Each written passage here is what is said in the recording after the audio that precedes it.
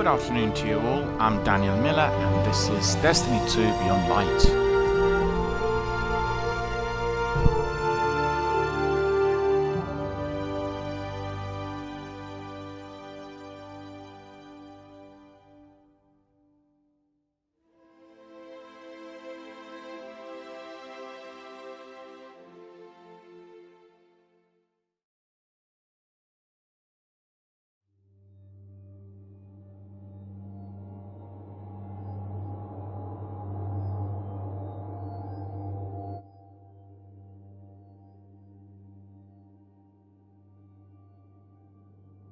Good afternoon to you all, my friends. Thank you very much for joining us yet again for another broadcast of Beyond Light on Xbox Game Pass. And so far we are really enjoying the content, all the new adventures given to us by Bungie, and we've had streams since Wednesday. So today is the third big day, our third premiere of this wonderful new addition to our Destiny universe. You would have seen lots of different changes occurring, and one of those we described and explored yesterday with the new vault system, through which we are able to get some exotics at any time, and these exotics could be related to any section of our Destiny adventure. So that's absolutely wonderful. It's called Monument to the Fallen.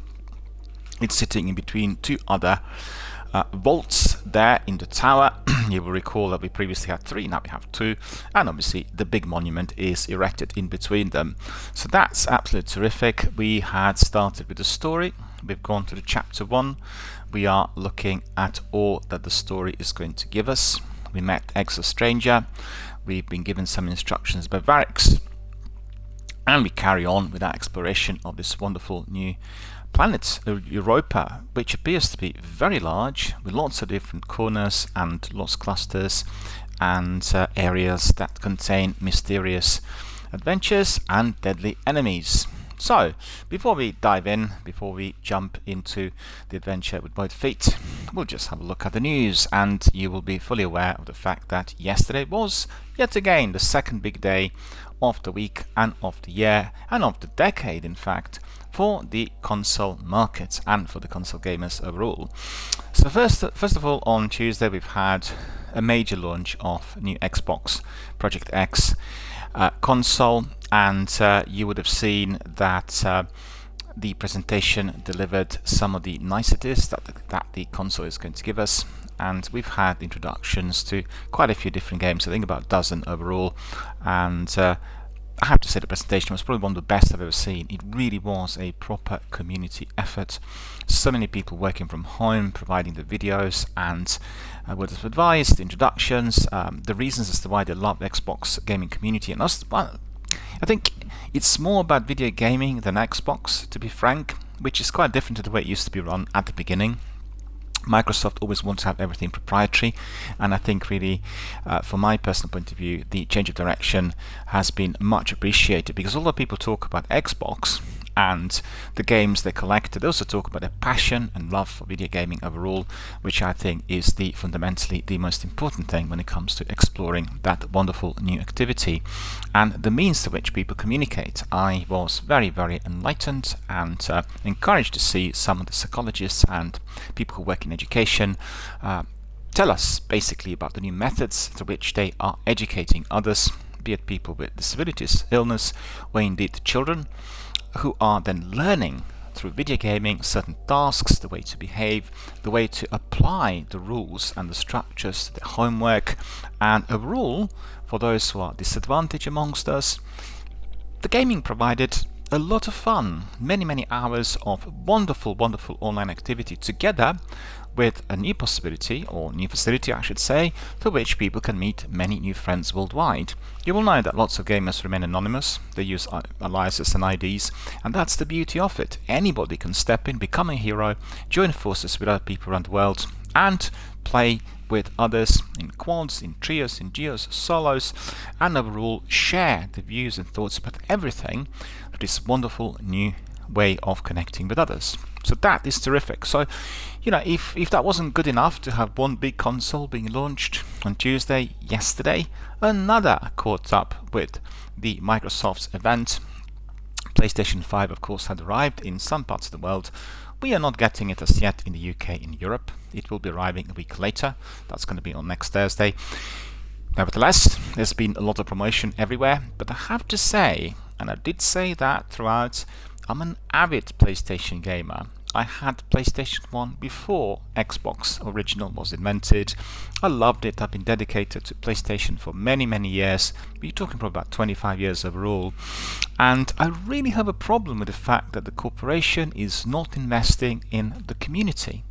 I don't know what the idea behind this is. Maybe they've got something over in Japan or in Southeast Asia, but for us in Europe, there's nothing. And their presentations, state of play, have been extremely poor compared to Microsoft's. And I have to say, launching a console that is going to be incredible in every way imaginable, from the top quality graphics, fast processing, 4K resolution, new games in abundance coming in, proprietary to Sony. We have nothing. We have not a single presentation with anybody telling us all about it. I mean, we've had some clips, the adverts in advance, but it's not the same. The world of gaming is all about instant communication. Like, for instance, you play Apex, PUBG or Warzone. You log in, you hop in, you squad up, you meet other people around the world, and I can assure you, if you were playing Warzone for 3 or 4 hours, let's say on a weekend, you will walk away from the session with at least 1 or 2 new friends. There will be people in there who want to play the game together with you again, and that is how this whole activity works. In addition to the online games and connectivity, we also have Twitch. Twitch had revolutionized the way we see games overall, and I have to say I'm very pleased that I personally have been able to participate, build my channel, grow my community, become very connected to the industry, and become quite prominent in various areas through which we share our opinions, views, and community activities. On the other hand, I also felt that Twitch had provided me personally with a platform through which I can both speak out about certain industry related issues. We keep it all very much video gaming related. We don't talk about politics or elections or anything like that. And it made me enjoy the games more, because having an active participation of maybe 2 dozen members when you're doing Destiny or any other game as it goes. Destiny is a particularly good game, for the community, because it is very sociable. It has been created in order to get people together without any formal guide. It had non-linear storytelling and content, which was mesmerizing and vast compared to some of the other games. I guess Elder Scrolls would have been the only other game that would come to mind with the quantity of explorative content given by the developer. But in this instance, it was all about a 2-piece or 3-piece, people getting together prior to the invention of Twitch. So don't forget that Twitch was not around at the time when Destiny came out, and then people would step in and help others. It was all about learning through other people's experiences and activities. So actually very close to real life. If you think, we learn as we go along. If you are new at work, you will have inductions, you will have other people telling you what to do, training you how to deliver the tasks appropriately, and you will progress forward as a professional. That's exactly the approach that Bungie had taken, and I think it worked beautifully. We are seeing at the moment a slight alteration to the original concept with the new expansion. I'll get back to that. I'll get back to that in a minute. So really, we have 2 consoles launched this week. Sadly, there aren't any major presentations on PlayStation. Hopefully, there will be something for our European market coming out of the corporation next week. I'm not sure. I've not seen anything advertised. So it's very disappointing.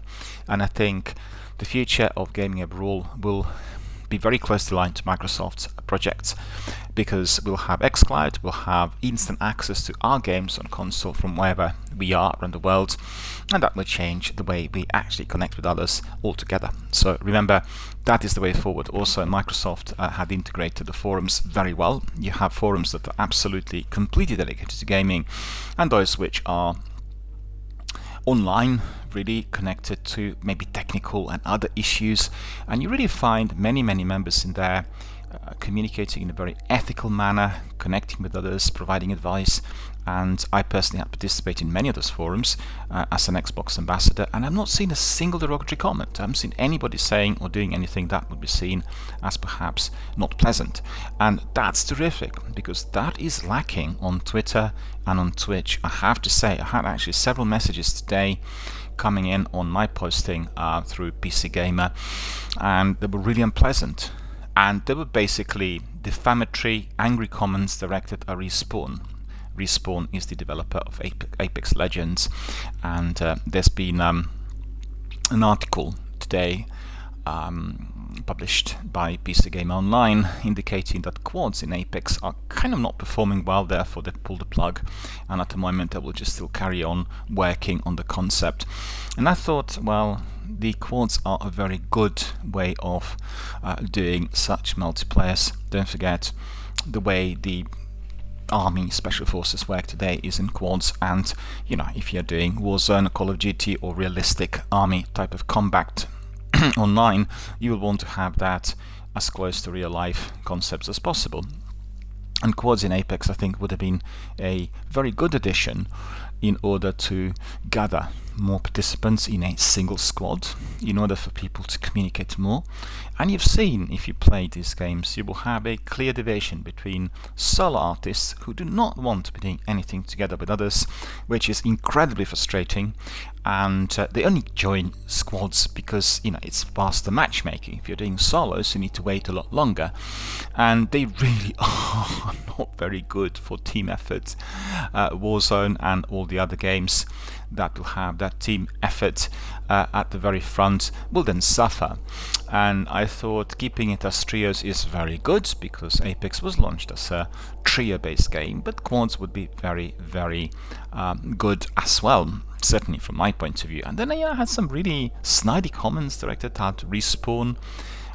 Immediately, I obviously reported these guys, because this is not what we want to see. Twitter is not policing the forums well enough, and we've seen that with all other areas of life, which include politics and anything else. And Twitch is exactly the same.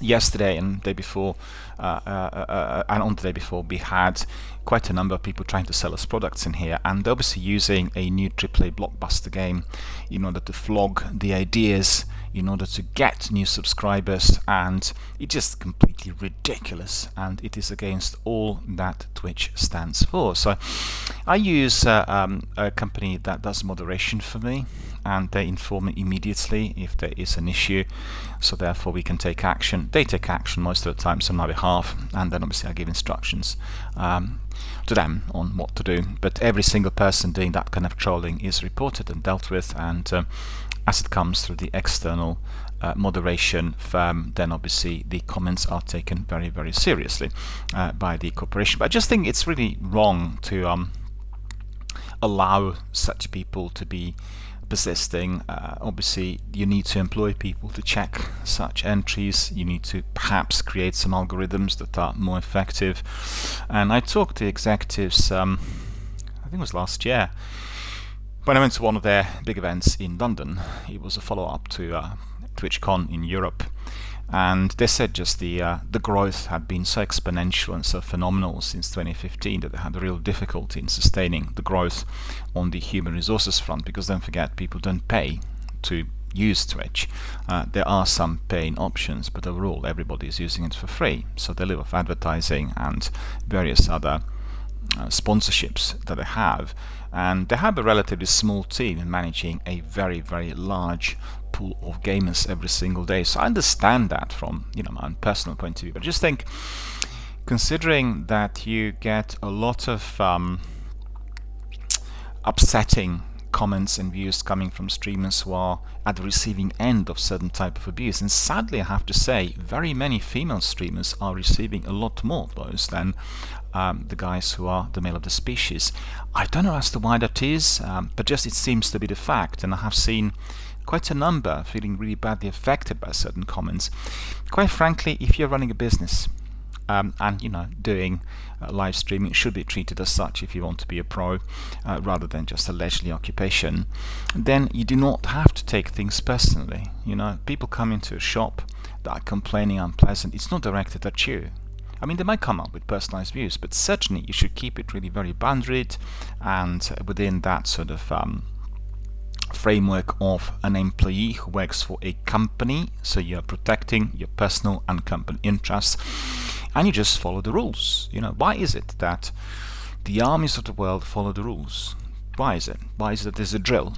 Well, because first of all, you're protecting yourself. By doing so, it's not your own personal responsibility in most instances. And secondly, you feel protected by knowing exactly what to do in order to get through a difficult situation.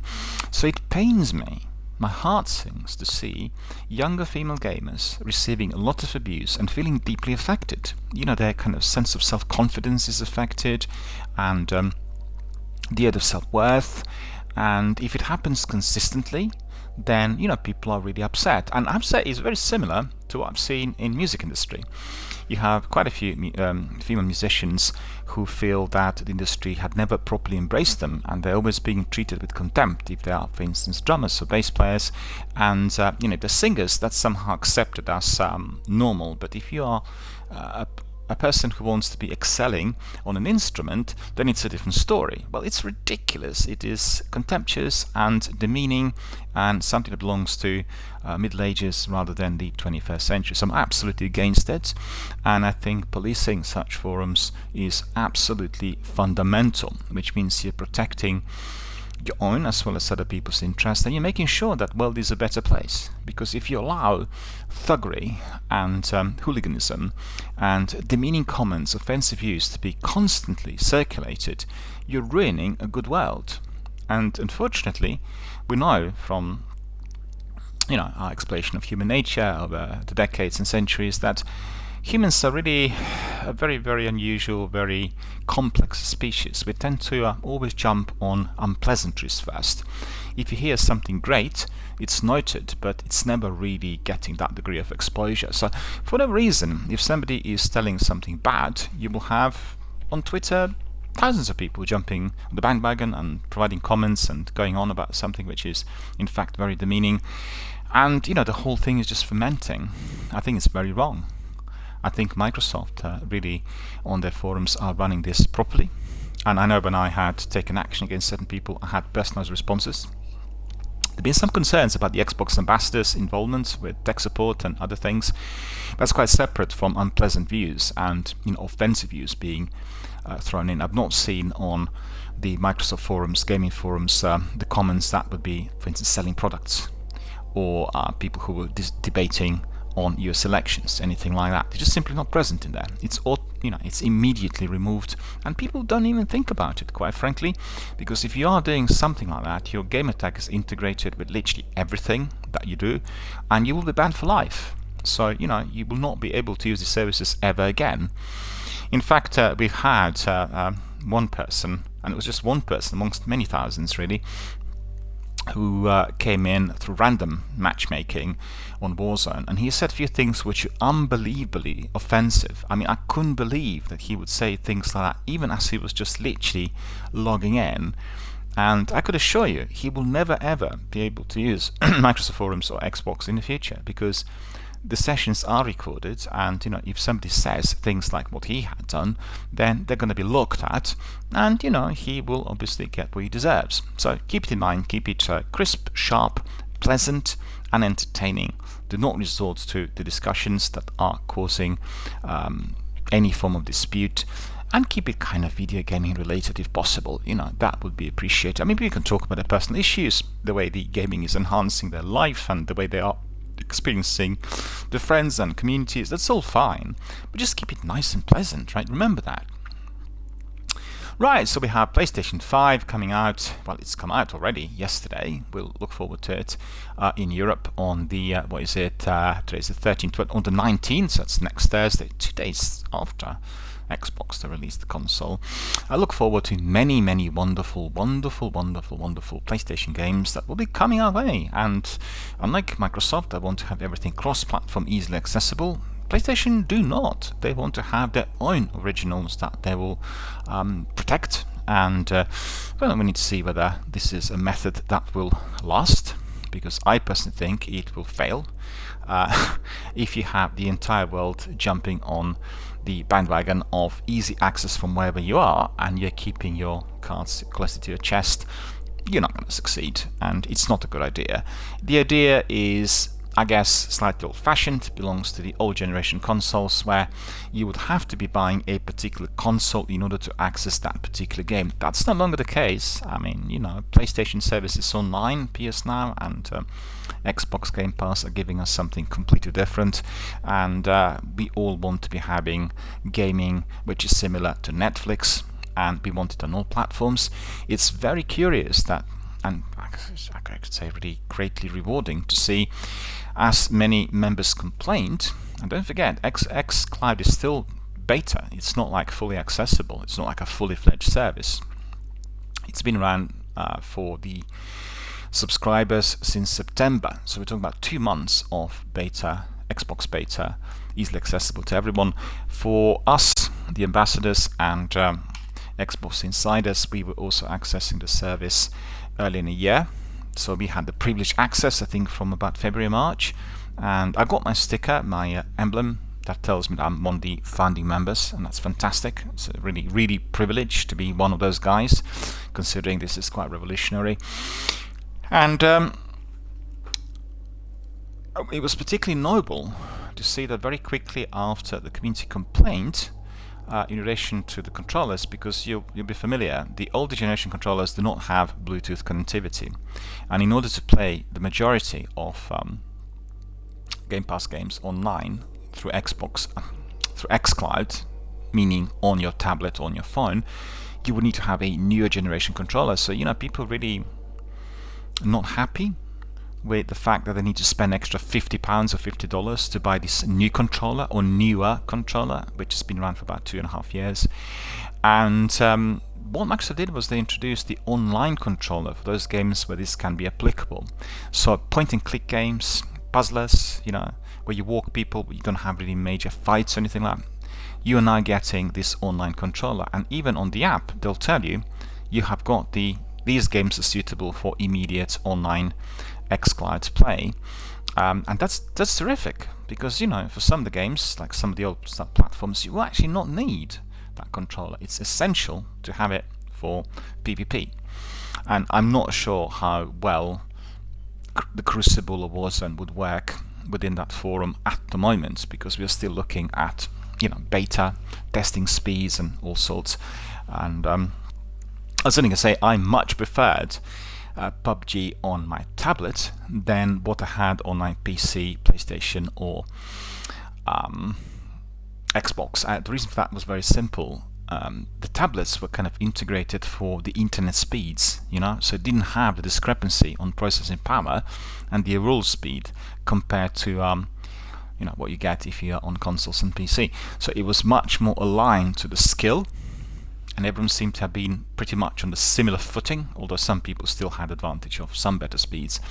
But when you jumped from PUBG on mobile to PUBG on your PC, well, then you could really tell the difference, because anyone on a faster, more expensive, state-of-the-art gaming rig, a proper personal computer that's used for that activity, and top-notch fiber optic speeds would be having a massive advantage. And you would have seen, I mean, just a brief word of advice. I have really very poor internet here in our local area. They're not allowing us to have fiber for whatever reason. We all complain, but, you know, no avail so far. And if you're watching, for instance, well, you're playing a game like Warzone, you get killed, right? And you hear, as you're watching, one shot or even two shots and you're dead instantly, right? You think, hang on a minute, he's like really very far, he's about 600-700 meters away from me. How is it possible he kills me with one shot? And then you watch kill cam. So don't forget, kill cam comes from the server. It's recorded through different speeds, and, you know, it's completely different to what you've seen. And you realize he actually unloaded more than the whole magazine. So it's 30 rounds he unloaded onto you. You got killed, but actually from your end you heard 2 rounds and you instantly killed. So what does it tell you? 30 rounds, 2 rounds. a major lag, a major delay, which is probably lasting between 1.5 and 3 seconds, that kills you, that destroys you. That really does not work then in PvP. And if you don't understand how the whole thing works, you might think, well, I don't have any skills, I'm not progressing, I'm not good enough. But so, if you're wondering whether you can get ahead and what your skills are, you've got to go to an esports setup in one of the top-notch stores. You can't do this today because of the lockdown everywhere around the world, but then once we get back to normality, you can go to shops like Microsoft Store in London, for instance, if you are British or you live in London. They have a fantastic setup. I think it's about 12 or 14 desks where people every single day engage in competitions, and it's terrific, right? And every one of the consoles are exactly the same, the speed is exactly the same, so it means that every single participant will have exactly the same setup. Nobody will have any advantages or priorities compared to others, and they'll be all on the same footing if playing Apex or Destiny or PUBG or Warzone or any other game. So remember that, and then once you go there, you can actually test your skills. You'll find out what you really can do in that forum. Right, I'm telling you a bit about the novelties. The other big news is we had Cold War, which is Call of Duty Modern Warfare Cold War, released today. We're very, very excited about the game, and it does have a big section, from what I could gather, that contains zombies and various other activities, and seems like a very, very enjoyable new addition to the franchise. We've been hammering Warzone for quite a while now. I've gone back to it after playing alpha and beta of Cold War on PlayStation and Xbox, and really excited about the game and the way the franchise is progressing. I personally feel that there are many, many successful days, months and years ahead of it, and I'm amazed with the quantity of work that's been put into it. And also, you know, they wanted to make Call of Duty to be a game with a kind of a versatile type of activity. So instead of just having a classical tactical shooter, which you can do in Warzone if you are a PvP player and even get it for free, you can apply all these different systems to various sections of the game. They include, you know, horror stroke, survival stroke, sci-fi with zombies. You can have tactical shooters like military style. You can do duos, trios and solos. You can plan your activities. You can just go and do the PvE. So there are lots of curious developments that will provide, I would say, something for everyone. Everyone who kind of enjoys PvP game overall, and people who have been with the franchise or military style games for many, many years. So the big game coming out today, if you bought it, hammer it, enjoy it. It's a very, very large download. If I'm not mistaken, it's around 200 gigabytes, so you will have to be freeing up a lot of space on your console, on your computer. And I think they are having a serious difficulty, similar to Bungie, in finding out the method through which the game could be as good as possible and occupying as little space as possible. And that so far has not been actually manageable. They had to really, and think about it. If you have a PlayStation or Xbox that is providing with 250 gigabytes of hard drive, it's a serious problem, because around 50 gigabytes, 45 or so, will be used for the system files. You have 200 gigabytes, and if that game is literally hitting 200, then there will be an issue with the installation. So definitely a worry for Infinity Ward, and I'm sure they will try to resolve it in due course.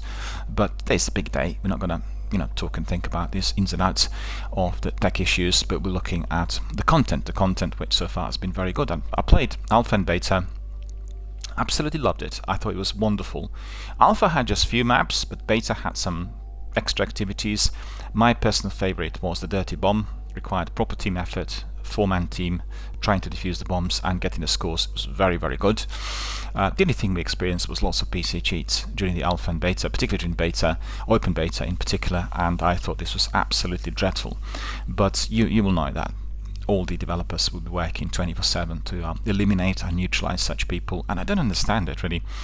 Gaming is about fun, it's about connecting, about making new friends. It's not about cheating, stealing, lying and perverting, basically the course of the purpose of the gaming activity overall. But like in any other living community, you get people who want to do it, and we reported several last week in Warzone. We had people who were running within 3 minutes, getting 29 kills. being a member of a match where your teammates were eliminated, you didn't bother to revive them, to bring them back, just that you were racing, having a robotic style targeting where everyone was getting killed and you didn't even have to pull out your weapon. Just kept pressing your trigger and everybody was dead. So really absolutely dreadful. In fact, the one we recorded was probably the worst I've ever seen. Sadly, he persisted. He was there and he was able to well, get in the match. So that is what we all want to be fighting against: lying, cheating, dishonesty, unethical type of approaches, behaving which is indeed criminal as far as the industry is concerned. Because we want everyone to feel embraced, to be a part of activity, and we want people to learn. We want to be helping out. We want to build our communities, build our squads and teams in order to have a lot of fun, a lot of entertainment, a lot of respite from the everyday drudgery. And we know full well that today there are lots of issues related to the pandemic and the economic crisis which is to follow. The other day we've seen probably one of the major meltdowns of our system here as far as the broadband and fibre are concerned. There have been some reports on the BBC that the BT, the main owner of the infrastructure for the internet services in the UK, reported the greatest ever usage of bandwidth. They said never ever has been a greater usage of their services, but like the one on Tuesday, I think, Tuesday to Wednesday, and that coincided with the preload of Call of Duty, with preload of Destiny, as well as the release of Xbox One X. It was unbelievable, right? So it was just unbelievable. And I've looked at the figures, I can't actually quote them, I don't have the report at the front of me, but it's just like unbelievable figures, which tells you the gaming activity had been helping people worldwide to manage this dreadful lockdown and the situation with the pandemic, which has been very much of concern to everyone. And it's provided people who previously were not doing gaming as much with a forum through which they connected with others, made new friends, talked about the issues. In fact, to tell you the truth, we've had a member who was from Italy playing with us several matches in Warzone, who actually was suffering from COVID. He contracted, he was a younger person, he didn't have severe symptoms, but he told us straight away he's in a full quarantine, he's not gone out already for about 3 or 4 weeks, and he said it's been very difficult to get rid of symptoms. They were not severe, they were just persisting, and the only way he could talk to other people was either by calling on the phone, obviously WhatsApp, or indeed through the online gaming activity. So it was very, very interesting to hear from him. It was, it's his first-hand account of how he's managing this dreadful disease that unfortunately he caught the virus, and he told us all kinds of things which were happening. He never ever for a split second felt alone or isolated, and I thought that was absolutely amazing. That's the purpose of video gaming overall. Never ever for you to feel alone or isolated. Right, so I told you all about Xbox X, the new one that came out on Tuesday. Then about PlayStation 5 that came out in some parts of the world yesterday, in the US in particular. I told you all about the releases that will come up next week on the 19th. And then also about the new releases such as Destiny, Beyond Light, which so far has been beautifully embraced by the community. It's a wonderful game.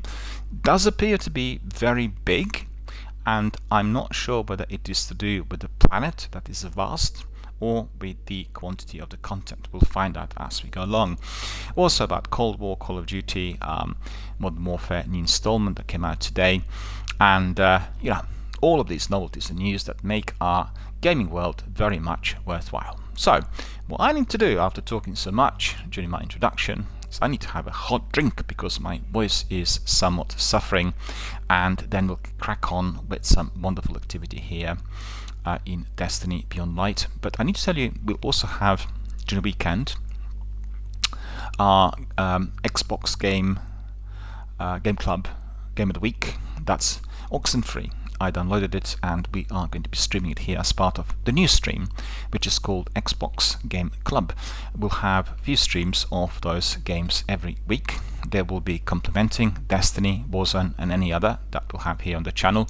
It'll be in a separate slot, a separate stream, and we'll try to get as many people as possible to watch these games, because some of them are independent, they're not really very well known worldwide, and we want maximum exposure both for the developers as well as the people who are participating in those forums. We want them to get the exposure that hard work really deserves. we have seen with Respawn and Apex Legends that this was basically providing phenomenal results. But let's not forget that the developer of Titanfall did have a long-time history of successful FPS gaming, and therefore launching game without any adverts just to the streamers was an experiment that obviously paid off in a big fashion. It's very difficult for very small firms to be doing the same. So therefore what we want to do is, through our Xbox community forums, Xbox Game Club and any other, to raise that publicity, to raise that awareness, and to basically bring it to people who work very hard to give us such wonderful, quirky new indie games. And there are many out there. Thanks to Xbox Game Pass, I was able to try many dozens, probably many hundreds, hard to tell really, because I've not played all of them, literally throughout. But I've looked at them and I played some sections, and I have to say some of them are absolutely and truly delightful. Similar to my exploration of film history, it's truly wonderful when you enter a game through Game Pass or PS Now services you've never heard of, and you find it to be incredible. So that is one of the greatest joys of this sort of archaeology, be it your archaeology in film, archaeology in music, or indeed in video gaming. And today the archaeology in video gaming is becoming absolutely easily accessible. It's becoming it's growing faster than any other, I could say. And I did access some of the games that I've heard of many years back and never was able to play. And no cost, you just enter one of those forums, live streaming services of PS or Xbox, and you can crack on with the game unabated.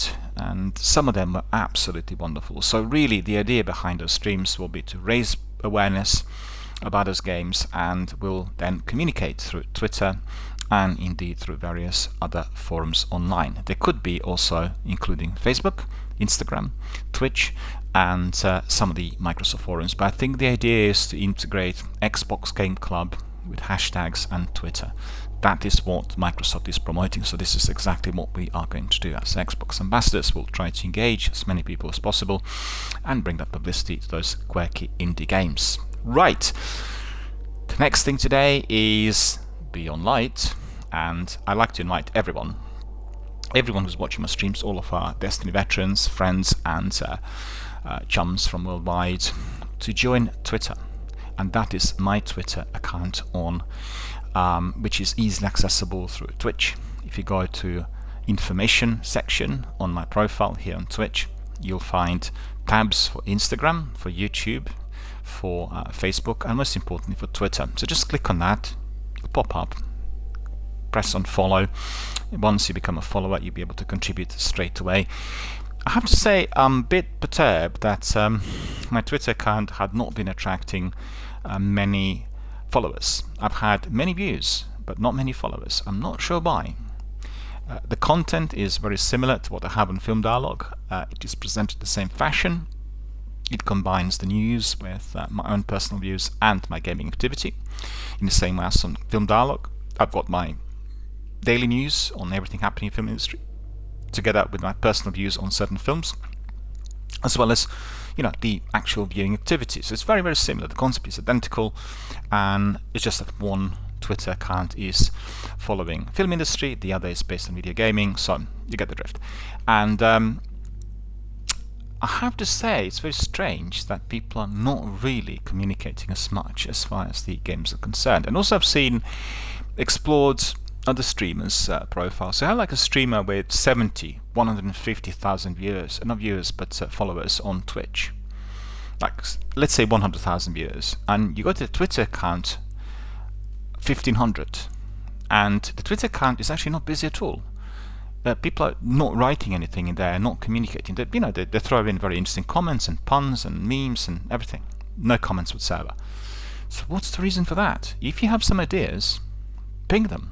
I'll be very curious to find out. Is it to do with instant communication on Twitch, where you watch that streamer, you can see their face if they're having the cam on, and then you keep talking to them? Is it to do with the content? Is it to do with something else, which I can't fathom myself personally? So either way, ping us a message, tell us what you think the reason is. I'd be very curious to hear. It's clear to see about Instagram. Instagram is all about selfies, about kind of inflating your own ego, presenting the way you are, and documenting everything you're doing everywhere. So if you're using it for a business purpose, like promoting films or video games or just streams, you're unlikely to have any interaction unless people just like the pictures. And I get on my Instagram many thousands of likes for the pictures, hardly any comments. And you really wonder, well, what's the reason for that? If you like this picture, you can just say, well, something about it. If you like a game like Destiny, you can throw in a few words. It may be that the easy side of things, click on heart and that's done, is something that people prefer compared to writing. Don't forget, if you're writing on your mobile phone, it's a bit more arduous compared to typing on your keyboard, and not everyone uses Bluetooth keyboards for their phones, so therefore they might be just put off. They don't fancy doing it. I have to say, on my film dialogue Instagram, I get sometimes very educated views, and people who are very interested in a particular film ask questions, or they make references to other films of the same director or actor, and that's really quite appreciated. Also, it's not as interactive as I thought it would be. I was running a film streaming service on Rabbit, which I really liked, and it was interesting that on Rabbit we had quite a lot of interactivity, but very few people then left messages on Twitter. Whilst on Twitter we get lots of messages about film recommendations. So if you are recommending a film that's on TV today, on the channels, then lots of people pop in and tell you all about their experience with that particular director, actor, or participant. And it's very interesting how the entire psychology of online activity really works. And I'm always curious and interested to hear more. So remember, if you have any thoughts and views, ping them to me through Twitter, Twitch, YouTube, Facebook, or any other means like emails and direct contact. I'd be always very, very interested to hear. Twitter is probably the best if you want to make initial comments and views. Make sure you always hashtag everything you write, because then it pops up on search engines and you get other people joining in. I was really surprised with how many popped in today about Apex Legends quads, and it was very, very negative, I have to say. I mean, one guy was offensive, but other people also, I guess, a bit concerned. They were concerned about the way the Respawn had been treating Apex, and they felt that the initial death matches were better than the wider maps and all this. I absolutely beg to differ, disagree 100%. I really felt the progression of Apex was great, and I much preferred seasonal content kind of 18 months later compared to the very beginnings. My personal preference, right? I don't like death matches. I much prefer by the map, so that was certainly my own personal perspective. But as you could see, people did not like quads for some reason. I guess we're creatures of habit. People ask me, do you want to do duos or solos in Warzone? I said no. Well, why not? Well, because I play quads. That's what I do. And being a stealthy member of a team, I've got my tactics and strategies, and doing it solo is something, it's on a different planet basically, and I'm not skilled to do that. So as you could see, maybe some people felt that it'd be pressure arising. Excuse me, I really have to get my cup of tea and get my fleece on because it's getting a bit nippy, so I'll be back in a second. Stay with us.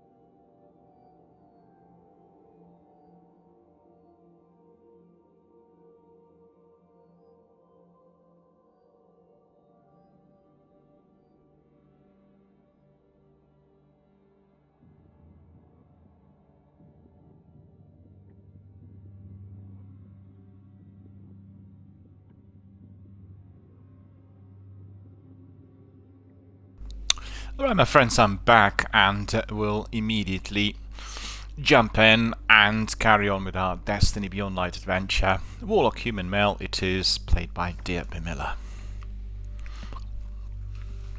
Coming back to something I said earlier in the week, I had some messages asking me about those other characters and the replay of Destiny 2 altogether. I kept actually just my activity down to one character with a purpose, because I knew from Bungie that the game was going to be evolving, and I was fully aware of the unhappiness people had during the first year. And now it will be the best time for us to be replaying on two other characters the entire campaign. That's going to be very interesting to myself, because I'll see how they reworked the game compared to the original. In addition to that, we'll see a lot more of any new additions that will come along as we indeed progress with the game. So what we'll do is we'll complete everything in Beyond Light first of all. We'll then double check on any outstanding activities in Shadowkeep, Forsaken and the original New Light. We'll complete all of that on our Warlock, and then we'll crack on with our Hunter. So the Hunter will start from scratch. I'm very, very curious to see what the activity is likely to be, and whether we are going to be having a similar story, because obviously a lot of content will be missing, and I'm quite curious to see how the story will work without that content, because we've gone through the campaign with Warlock. Although I don't remember every single detail, I have a good knowledge of the overall story. So that will be the next step. And don't forget, we'll also have our daily streams that will provide us some other games in addition to Destiny. The ones I have on my list are the games we stream here beforehand, and really they will be, I guess, based on a somewhat different approach. We'll look at immersive RPGs, so we have games like Dragon Age and Mass Effect, Oblivion and Skyrim obviously being some of those. Destiny being the merger of the best of the two, right? Best of the two worlds. You have RPG and you have FPS, therefore Destiny is going to be always the main game in here on my channel, as it's been, I guess, providing us with a backbone to all of our activities right from the beginning. And then we'll also have some PvP, right? We'll have games like PUBG, Apex and Warzone, slightly different type of approach, very much based on the community effort, loads of people coming in at all times, and we had plenty of PUBG, Apex and Warzone sessions here on my channel in the past. So I need to work out a strategy, but I'll have that on separate days, so we'll have several during the day. And I think from my experience of the channel, and definitely after I analysed my experiments, I felt having several per day was a better concept than having one per day. There are many reasons as to why that is, and I have to see whether we'll combine 2 or 3 per day. Most likely to be 2, but then sometimes there will be 3, and 3 will be I guess provided on the days where we are promoting something from Xbox Game Club, like Oxenfree or any other game. It will depend on the game. I think if you're looking at Oxenfree, it's a fairly linear, straightforward adventure game that is also quite short. But then next week we'll have Sea of Thieves. Sea of Thieves is very similar to Destiny, a perfect multiplayer community-based game, also proprietary to Microsoft, and you can play that game literally infinitely with lots of different people trying out different things. And then we'll have Titanfall, which is an FPS game similar to Apex, and so it depends on the game as well. But I think that's the idea, that's the concept I'll be toying with, and I think we'll always start with Destiny first. That may be Destiny Universe, which is now the way I call Destiny 2, or it may be Destiny 1 before it's fully integrated here. Once it's fully integrated, we're still maybe going back there from time to time, but I think the interest for Destiny 1 had been receding. I've had a major drop on the viewers and followers during the recent months, and I thought, well, everyone really is migrating over here, well, for the reasons well known to all of us really, and therefore our Beyond Light, or our Destiny universe, which is consistently evolving, will be the prime pinnacle activity here on my channel. So let's see what we've got left. We need to go back to the tower. We need to do some serious admin, because yesterday we hammered it and we collected lots of loot, but there have been some changes applied. I don't know whether you've seen during our last year during the Shadowkeep campaigns we were collecting an enormous amount of materials and Glimmer, and that's gone. We are not collecting very many of these at all. Glimmer has been very scarce, and it's a new tweak, a new approach that Bungie introduced. You would have seen that if you were to be doing the old exotic quests through the new vault that has been erected, the Monument to the Fallen, we will need a lot of materials. So it means before even picking it up, you will have to be grinding quite a bit in order to get all the materials, and that's going to be quite an array of different activities. And you'll be grinding for the exotic, so a lengthy grind for anyone who is really in awe of that sort of activity here. So let's see what we picked there, and what's still with Kate. Few items, but pick up any of these. What I will need to do, quite simple, we'll need to stash some of them in the vault.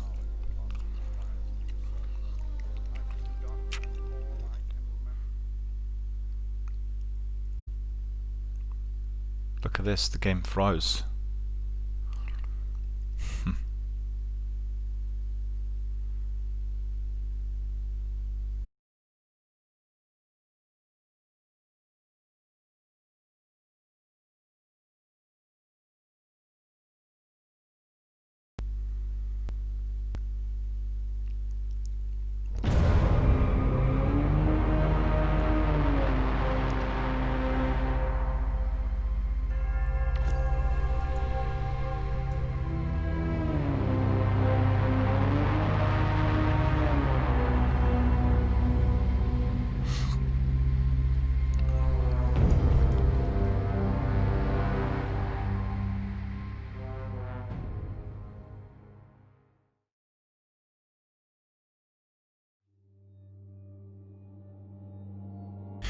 Well, unfortunately, as you could see, the game crashed, and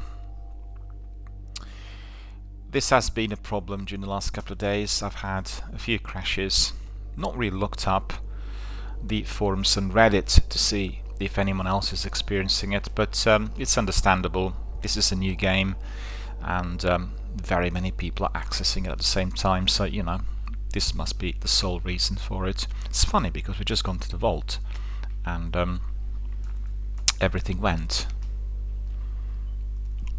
We'll go back to the vault because I need to do some serious sorting out. We need to place some of the items there and collect the new gear, and we want to level up. That's the priority. We collected quite a few blue items with higher power level and I also managed to get some seasonal content, some rewards. Picked up I think 3 upgrade modules. Upgrade modules are very scarce, and I have to be very careful how I'm upgrading weapons. I think I'll probably follow Captain Jack's advice, which well, which indicated that once you come to the highest level, then it's very good using. Otherwise, just keep your modules and your blues in, and I think that's exactly what I'll do. At one point during the last year, it was easier to get materials, but I find that the cores are hard to get, and then buying those in the up is a little while. So let me see. That the lag is. See, the guys in there are not fully full. Really sure what's causing it.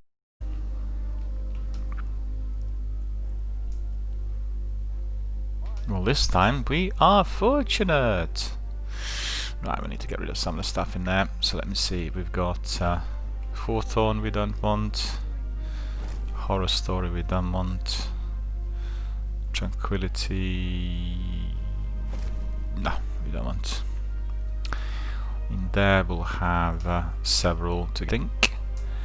Okay, we don't really use automatic rifle there on the secondary. Apostate.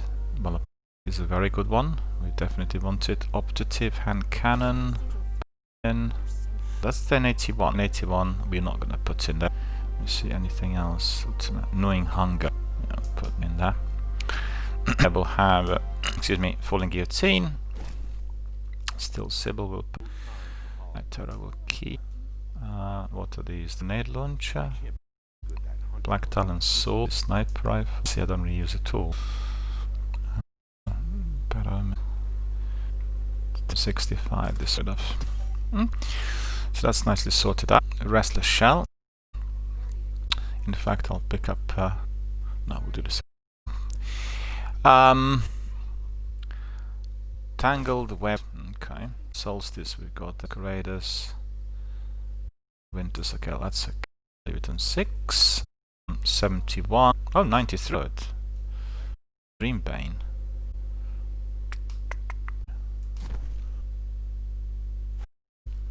Okay, these ones I really don't really need them.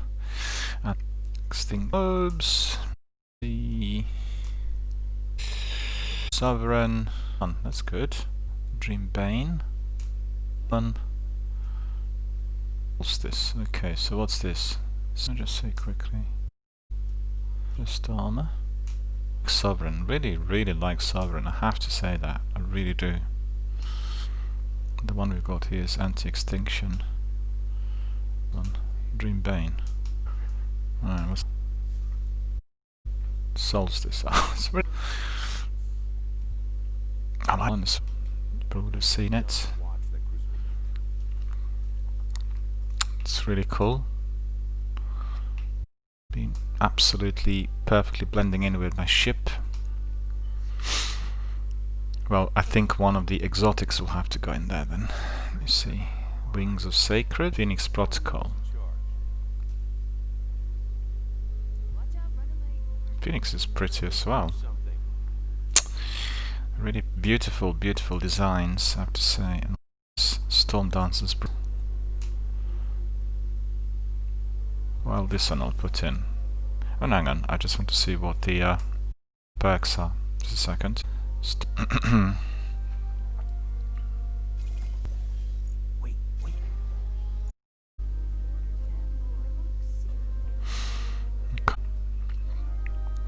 I don't really use the storm callers, so that's probably one of the good reasons why we put it in there. Yeah. Then we'll have 6, then 50, 50.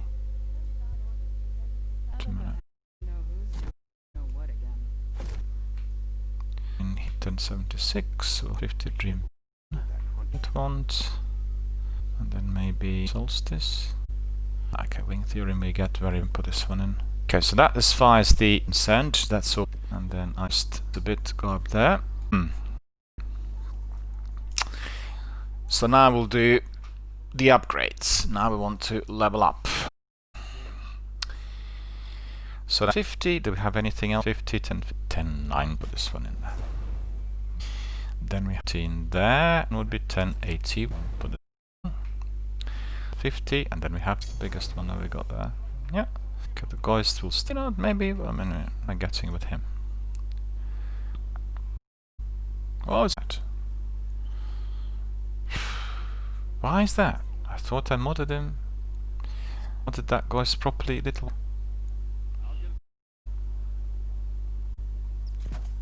XP is increased. Tracking not enough energy. Ridiculous. Mod socket, not energy.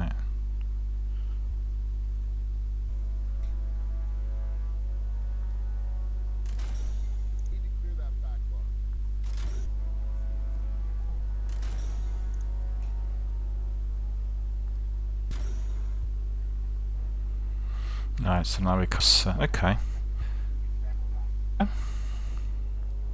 That's good. Should have taken number 4, shouldn't I? What's this? 1? No, it's fine. What's that? 5? These are really good mods. And, resource combo detector. That's probably best.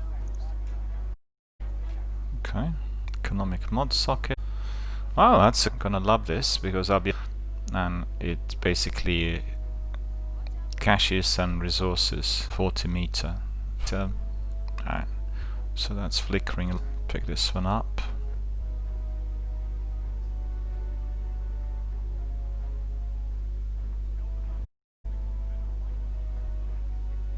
That's 10%.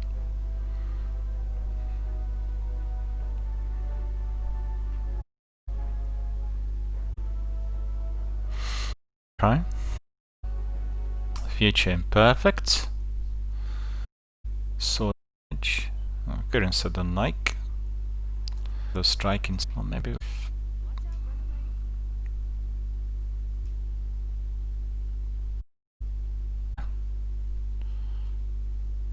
Oh, we don't have it. Odd. Come back.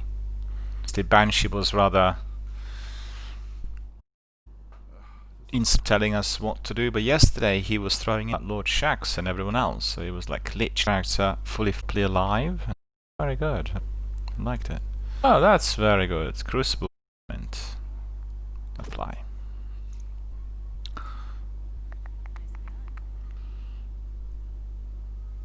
Okay, so this one, Requiem. One. Increasing range, decreasing stability. I'll keep this, that's alright. Oh, I'm alone. Okay. And maybe this. Oh, no, that's not really particularly pretty. This one. Quite like that. The other one is ragged. And this one we already saw.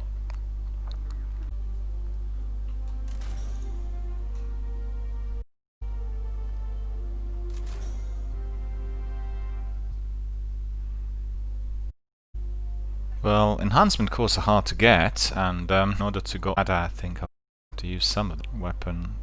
Needs to be master weapon to be as effective. Profit.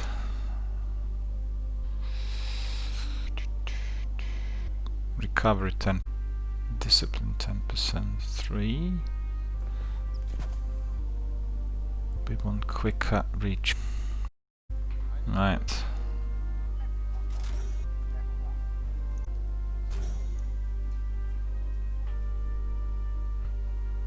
Mine with this. Change this at a second. This one.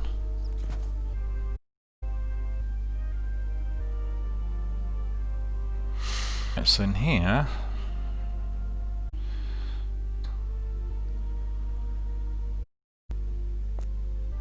Now we'll go for this a lot.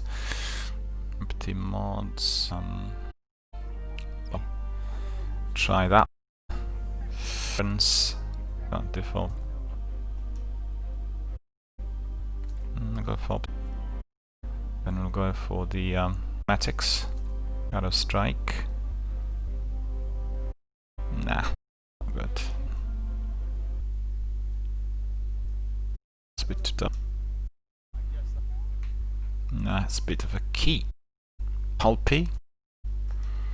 I don't like that. I'm already my taste. Look at this. Translucent.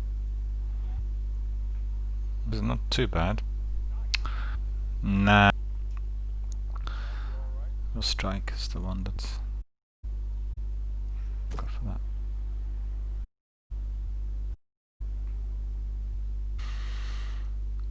Okay, that's it. Lots of all these mods. Mars. Anti. We really should have quit the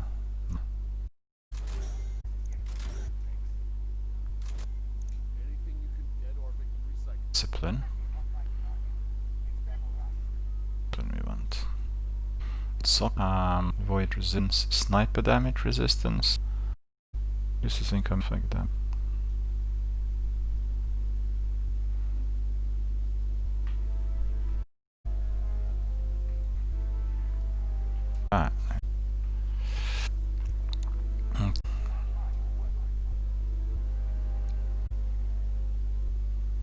Something's not.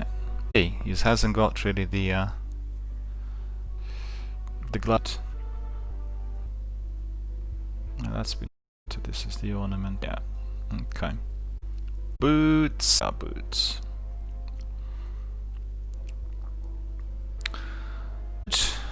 Alright. This one. And the forgotten. Well, then means everything's sorted. Could be something wrong.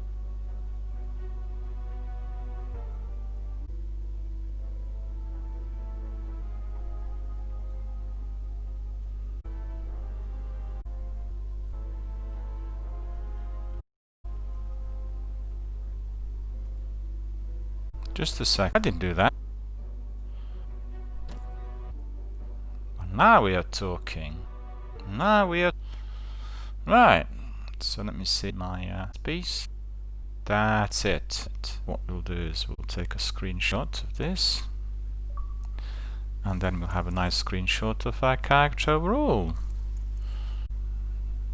Looking good.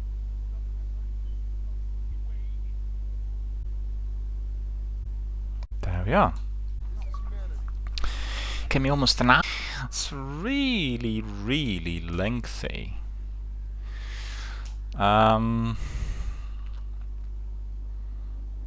Irrevocably, the cloak, the weapon, helmet, and what's this?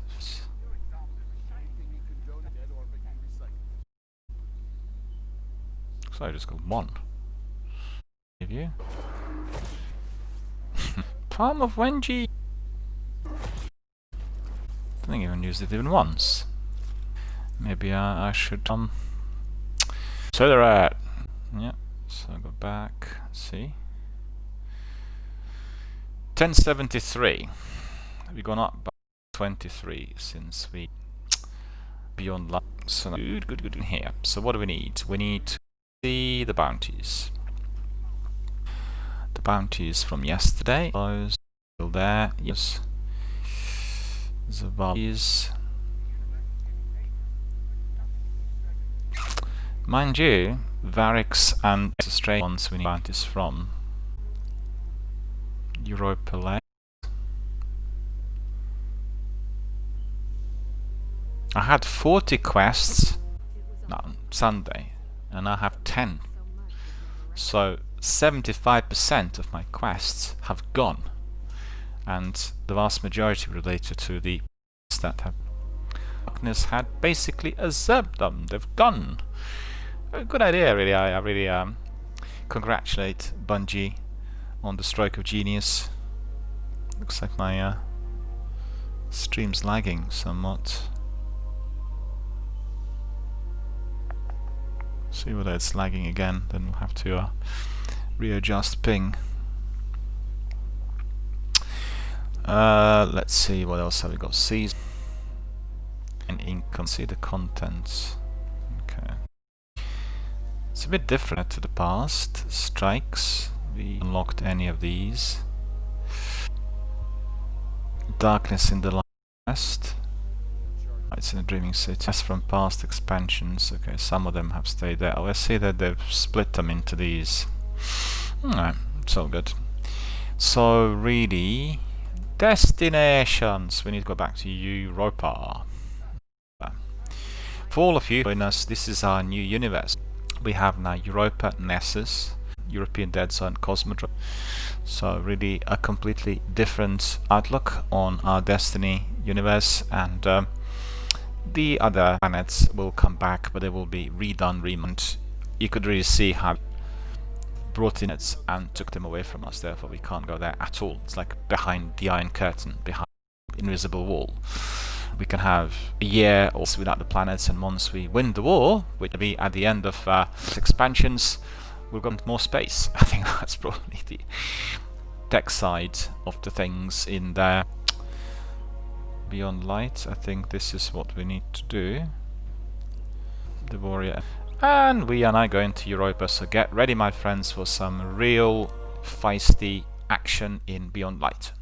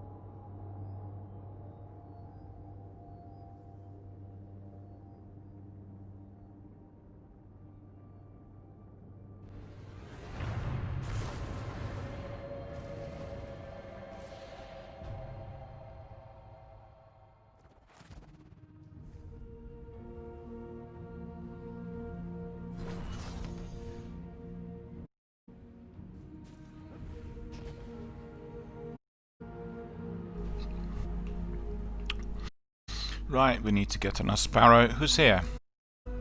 Wolf. He's got his sparrow. Let me see. We need to go. Oh, we need to go.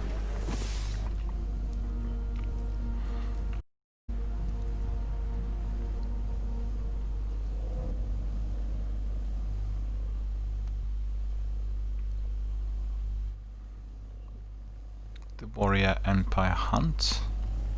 Next thing that we need, so gonna be up this way. We'll be flying us slowly, cautious, surely. We'll get there.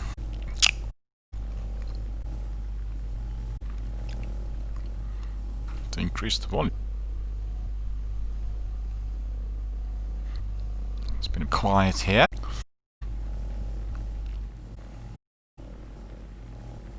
Aryan Abyss. I've got the you would have seen already when looking at it, and considering how big an image or the experience of a lot of content, it takes a while to get from one place to another. So how this works, because you can have content in a very massive map we've seen with PUBG or what, and you have a different, really good conceived, let's say.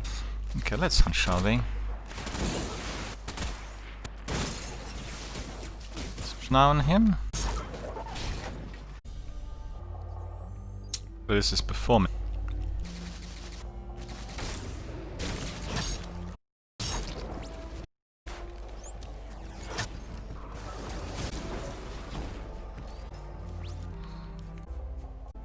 Glimmer. It's good. Didn't even see it.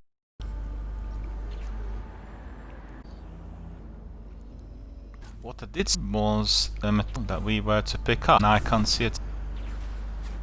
So where's he gone?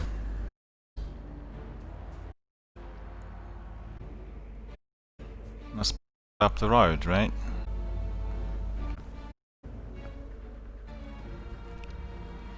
Looks like it's getting a lot again.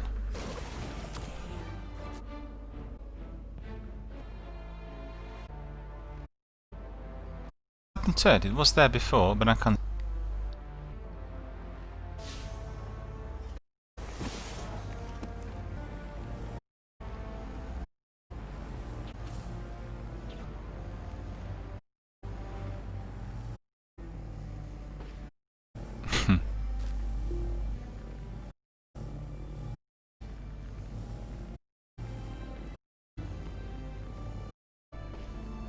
Friends, I'll have to restream, I'm afraid. You have to bear with. I could see that it's lagging quite a bit, and I don't want to really kill the viewing pleasure. So apart for a second, we'll come very shortly after the ping. Because I think the ping issue here on that dreadful broadband is always causing us some problems. So bear with us, we'll be back very shortly.